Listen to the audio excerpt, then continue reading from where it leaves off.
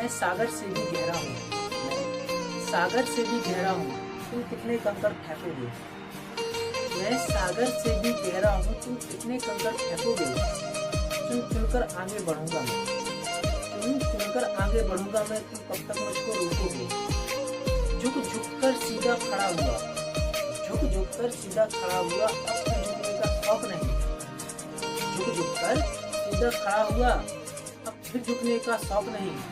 अपने से ही रचा स्वयं, तुमसे झुकने का खौफ नहीं। तुम हालातों की भट्टी में जब जब मुझको झोंकोगे, तब तब कर सोना बनूंगा मैं, तुम मुझको कब तक रोकोगे, तुम मुझको कब तक रोकोगे। हेलो दोस्तों, मेरा नाम अनिल कुमार, मेरे YouTube channel the best education में आपका स्वागत है। जैसे कि आप जानते हो, मैं इंडियन ज्योग्राफी पढ़ा रहा हूँ। इंडियन ज्योग्राफी में हम भारतीय जलवायु पढ़ रहे हैं। भारतीय जलवायु के अंतर्गत मैंने आपको उत्तर पूर्व मानसून था जो बता दिया था, उसके बारे में आज हम पढ़ेंगे क्या है, पश्चिमी विक्षोभ। ठीक है, तो आइए बिना समय वेस्ट किए आइए स्टार्ट करते हैं। तो जलवायु पढ़ने के लिए हम सबसे पहले क्या करेंगे, भारत का एक मैप बनाएंगे। ठीक है, तो भारत का मैप बनाएंगे।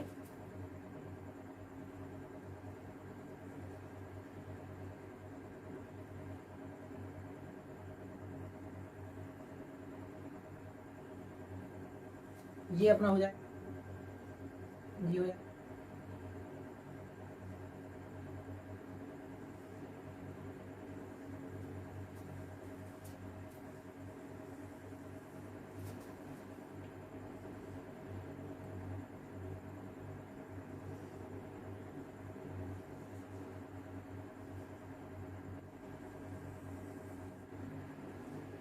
ये हो जाएगा अपना। यहाँ पर है काला सागर,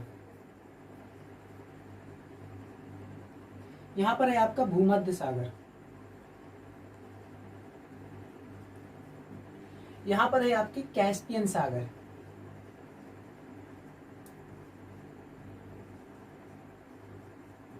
कैस्पियन सागर जो दुनिया की सबसे बड़ी खारे पानी की झील है। ठीक है, क्या होता है कि जो आपका पश्चिमी विक्षोभ है, ठीक है, या जेट स्ट्रीम है, यहाँ पर आपका स्थित है सहारा मरुस्थल।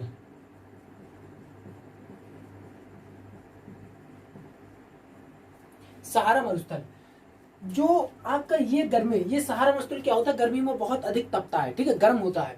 और यहाँ पर भूमध्य सागर है, तो इन दोनों संयोग से यहाँ पर दाब उत्पन्न होता है। जब वो दाब उत्पन्न हो जाता है, वो क्या होता है, धाराओं का रूप लेता है, या हवाएं, बहुत तीव्र हवाएं चलती हैं। ये हवाएं क्या होती हैं, आपकी पश्चिम से पूर्व की ओर चलती हैं। ठीक है, तो जिसे हम क्या बोलते हैं, जेट स्ट्रीम बोलते हैं। अब चूंकि यहाँ पर तो आपका दाब बना, लेकिन ये दाब क्या, ये हवाएं क्या होती है, ये चक्रवात का रूप ले लेती हैं। अच्छा, ये चक्रवात क्या होते हैं, यहाँ पर उठे और यहाँ पर क्या होता है कि यहाँ पर आपका भूमध्य सागर, भूमध्य सागर से ये क्या होती है, नमी ग्रहण करती है।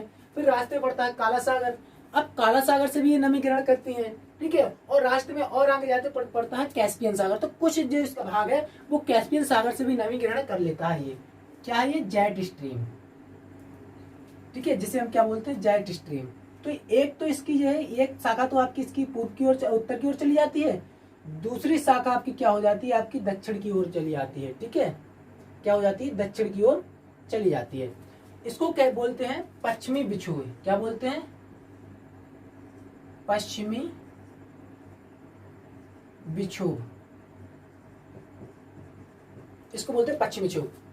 ये क्या है, दक्षिणी पश्चिमी विक्षोभ, दक्षिणी धारा है इसकी। ठीक है, ये आपकी उत्तरी धारा हो जाएगी। अच्छा, जो उत्तरी धारा है ये क्या करती है, ये आपकी जम्मू कश्मीर के उत्तर से होते हुए तिब्बत की ओर चली जाती है।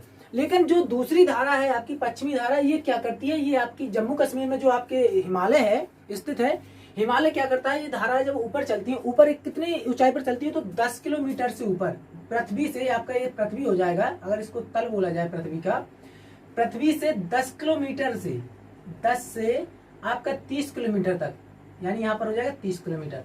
ये इस ऊंचाई पर ये धाराएं चलती हैं। ये धाराएं बहुत अधिक ठंडी धाराएं होती हैं, जिसे हम जेट स्ट्रीम बोलते हैं। ठीक है, और ये क्या करती है, भारत में उत्तर जो भारत है, जम्मू कश्मीर है, जम्मू कश्मीर में बर्फबारी करती हैं, यही धाराओं के अंतर्गत होती है। हिमाचल प्रदेश में बर्फबारी इसी धाराओं के अंतर्गत होती है। उत्तराखंड में बर्फबारी इन्हीं धाराओं के अंतर्गत होती है। और हरियाणा हो गया, दिल्ली हो गया, पंजाब हो गया और पश्चिमी यूपी हो गया, इनमें ये क्या करती है, ये पानी की बूंदों के रूप में वर्षा करती है। ये कौन सी, जेट स्ट्रीम। कब, सर्दियों में। ठीक है, मैंने आपको पिछले वीडियो में बताया था कि भारत में सर्दियों में दो हवाओं से वर्षा होती है। एक तो होता है जो उत्तर पूर्व मानसून होता है, ठीक है, उत्तर पूर्व मानसून से कहाँ होती है, तो यहाँ पर जो भारत तमिलनाडु कोरोमंडल तट है यहाँ पर वर्षा होती है। जो पश्चिमी विक्षोभ होता है ये क्या करता है, ये यहाँ से, अब मैं कहाँ से बनता, कहाँ से, तो ये समझो, सहारा मरुस्थल बहुत गर्म होता है, इसके साइड में यहाँ पर जो पानी का बहुत बड़ा जलाशय भूमध्य सागर है, यहाँ पर एक दबाव बनता है, दबाव एक चक्रवात का रूप ले लेता है। जब चक्रवात का रूप ले लेता है तो ये क्या होगा, ऊपर उठता है, ऊपर उठता है तो क्या होता है, भूमध्य सागर से नमी ग्रहण करता है, रास्ते में काला सागर, काला सागर की और आगे चले पर कैस्पियन सागर से मिले तो पर्याप्त इसमें नमी आ जाती है। जब पर्याप्त नमी आ जाती है तो क्या होता है, ये पश्चिम की ओर चलने लगते हैं। सभी जाट धाराएं पश्चिम की ओर ही चलती हैं। हाँ, वो बात अलग है कि वो अपना रास्ता कहीं भी बदल सकती है, कहीं भी जा सकती है, पूर्व पश्चिम उत्तर दक्षिण कहीं भी जा सकती है, लेकिन मेजरली सभी धाराएं जो प्राकृतिक रूप से चलती हैं तो वो कहाँ चलती है, पूर्व पश्चिम से पूर्व की ओर ही चलती हैं। समझ में आया, ठीक है। अब इसमें क्या होती है, अत्यंत शीत वाली ये धाराएं होती हैं, बहुत शीत वाली धाराएं होती हैं। अब ये धाराएं सीधी निकल जाए लेकिन रास्ते में क्या मिल जाता है, जो आपको मिल जाता है जम्मू कश्मीर, क्या मिल जाता है, जम्मू कश्मीर। जब जम्मू कश्मीर में हिमालय पर्वत ही स्थित है, आपको मालूम है, अच्छे से मैंने पढ़ाया था, ठीक है। तो ये जम्मू कश्मीर हिमालय पर्वत क्या करता है कि कुछ धाराओं को भारत की ओर खींच देता है, ठीक है। इनको दो, मतलब जो पश्चिमी विक्षोभ होता है इनको दो भागों में बांट देता है, दो धाराओं में, एक तो उत्तरी पश्चिमी विक्षोभ, एक दक्षिणी पश्चिमी विक्षोभ धारा, ठीक है। अब क्या करता है, उत्तरी तो है तो वो चली जाती है तिब्बत में, ये आपका तिब्बत है ना, यहाँ पर तिब्बत चीन है ना, और दूसरी धारा आ जाती है भारत में। भारत में अच्छे, जब भी ये पश्चिम विक्षोभ होता है तुमने देखा सर्दियों में नवंबर दिसंबर भारत में क्या होता है, बर्फबारी होने लगती है। तो बर्फबारी होती कैसे, तुम्हें मालूम होनी चाहिए, इन्हीं धाराओं से बर्फबारी होती है, पश्चिमी विक्षोभ से, याद रखना। आपने नोटिस किया होगा पूरे भारत में 3 ही राज्यों में बर्फबारी होती है, ऐसा क्यों?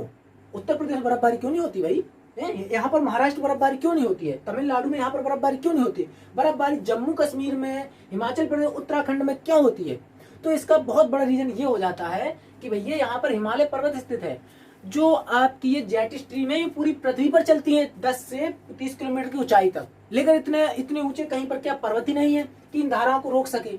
आपने मालूम होगा जब पश्चिमी भारत में जब एपीजे अब्दुल कलाम थे, उन्होंने एक भाषण में कहा था कि अगर भारत सरकार मेरा सहयोग दे तो मैं दक्षिण भारत में भी एक हिमालय खड़ा कर सकता हूँ। कैसे? उनका उद्देश्य यही था कि क्या करेंगे, जो दक्षिण भारत है यहाँ पर एक प्लांट लगाएंगे, और प्लांट क्या करेंगे, जो आपकी ये धारा है ना जेट स्ट्रीम, इसको ऊपर निकाल देंगे। जब ऊपर निकाल देंगे इस प्लांट को तो यहाँ पर क्या होगा, बर्फ जम जाएगी, यहाँ पर भाई इसमें जम जाएगी। जब बर्फ जम जाएगी तो इसमें धूप पड़ेगी तो पिघलने लगेगी, तो पानी नीचे आएगा, पानी नीचे आएगी तो पानी क्या हो जाएगा, एक रास्ते से जाएगा, रास्ते से जाएगा तो वो नदियां बन जाएगी। समझ में आया?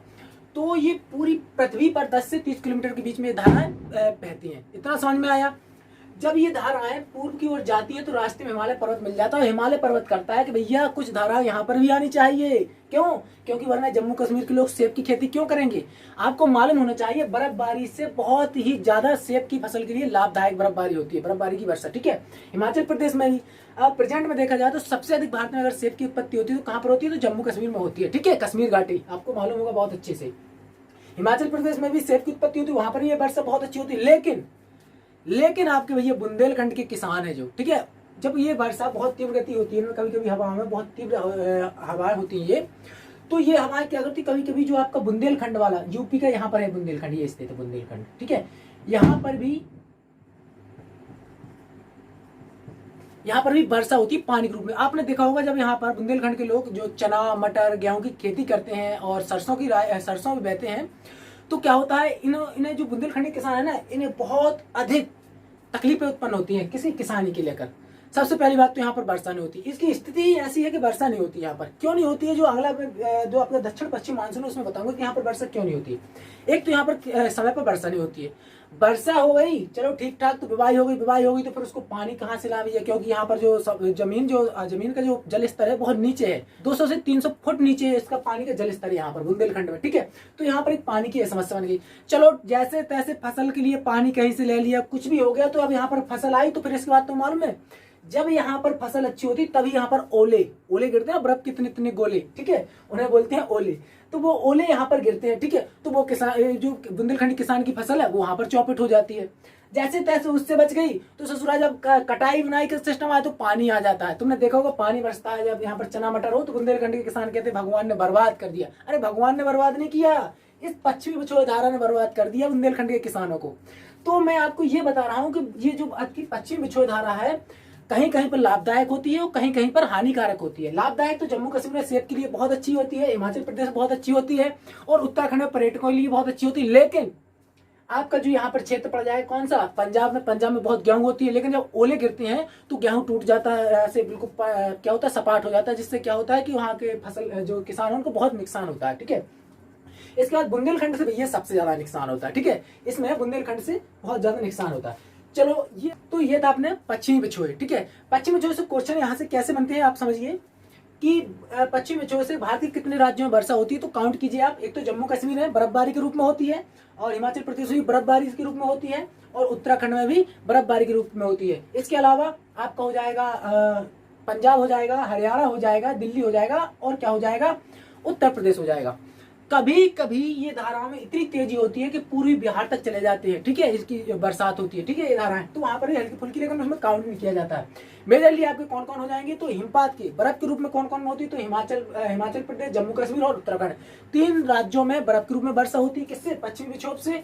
और आपके जो पंजाब हो गया, हरियाणा हो गया, दिल्ली हो गया और उत्तर प्रदेश हो गया, 4 राज्य ऐसे हैं, 4 राज्य ही हैं, चलो इसको केंद्र शासित प्रदेश बोलेंगे ना दिल्ली को, तो 4 राज्य ऐसे हो गए जिसमें बारिश की बूंदों के रूप में यहाँ पर वर्षा होती है। समझ में आया, पानी की बूंद के रूप में यहाँ पर वर्षा होती है।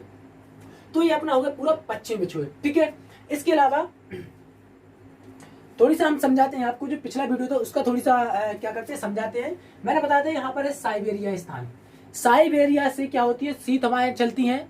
क्यों चलती हैं, क्योंकि जो आपका मैंने बताया था कि वर्ष सूर्य की किरणें विषुवत रेखा पर पड़ती रहती हैं, जिसके कारण वहां पर निम्न दाब की जो है स्थिति आ जाती है। तो उस दाब को, उस जगह को भरने के लिए क्या करती है, यहाँ से 35 डिग्री उत्तरी अक्षांश से 35 डिग्री दक्षिण अक्षांश से हवाएं चलती हैं। उसको भरने के लिए जब रास्ते में हवाएं यहाँ तक तो स्थल मंडल से आती हैं, तो यहाँ पर कोई दिक्कत नहीं, इसमें नमी नहीं, तो यहाँ पर तो वर्षा नहीं कर पाती है। इसके अलावा जब यहाँ से आपकी जो बंगाली खाड़ी में एक शाखा यहाँ से आती है, बंगाली खाड़ी से होकर जाती है, इसमें नमी आ जाती है, कोरोमंडल तट पर वर्षा करती है। तो आपको एक बात समझ में आ गई होगी कि जो सर्दियों में वर्षा होती है वो 2 हवाओं से होती है। एक तो होती है आपकी किसकी, उत्तर पूर्वी मानसून। इसको मानसून इसलिए बोलते हैं क्योंकि यहाँ से नमी ग्रहण कर लेता है और यहाँ पर वर्षा कर देता है, इसलिए मानसून बोलते हैं, वरना ये उत्तर पश्चिम धाराएं हैं। ठीक है, इसे कहते हैं दक्षिण क्या होते हैं, व्यापारिक पौंगे, इसे क्या बोलते हैं, व्यापारिक पौंगे बोलते हैं। ठीक है, लेकिन ये क्या है, आपकी जेट स्ट्रीम बोलते हैं, इसे जेट स्ट्रीम या पश्चिमी विक्षोभ बोलते हैं। ठीक है, क्यों बोलते हैं, क्योंकि ये क्या करता है, ये सर्दियों के काल में क्या होता है कि यहाँ पर जो सहारा मरुस्थल होता है बहुत गर्म होता है। जो भूमध्य सागर है, ये जो पानी के जलाशय है, यहाँ पर जो ये गर्म होने के कारण यहाँ पर निम्न दाब होता है, निम्न दाब की हवा भरने आती है, यहाँ पर एक चक्रवात का रूप हो जाता है।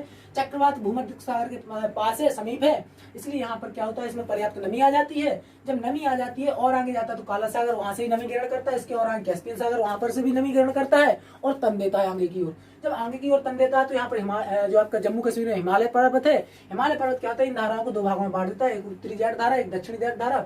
उत्तरी जाट धारा वो क्या तिब्बत की ओर चली जाती है, दक्षिणी जाट धारा जो है आपकी पश्चिमी बिछोई कहाँ पर आ जाती है, तो आपकी भारत में प्रवेश करती है। भारत में प्रवेश करने पर ये क्या करती है, जम्मू कश्मीर, हिमाचल प्रदेश और उत्तराखंड, 3 राज्यों में तो हिमपात करती है, 4 राज्यों में बारिश की बूंदों के रूप में बरसती है, जिसमें कौन कौन हो जाएंगे, तो आपको हो जाएगा आपका हरियाणा, पंजाब, दिल्ली और उत्तर प्रदेश। ठीक है, समझ में आया। तो दोस्तों ये था आज का जो पूरा है आपका पश्चिमी बिछोए। ठीक है, वीडियो अच्छा लगा तो एक लाइक करना है, प्यारे से कमेंट करना है, ये वीडियो अपने ज्यादा दोस्तों में शेयर करना है, और मेरे YouTube channel the best education को सब्सक्राइब जरूर कर लेना। पढ़ेगा इंडिया तभी तो आगे बढ़ेगा इंडिया। बहुत बहुत धन्यवाद आपका वीडियो देखने के लिए। आपका दिन शुभ हो।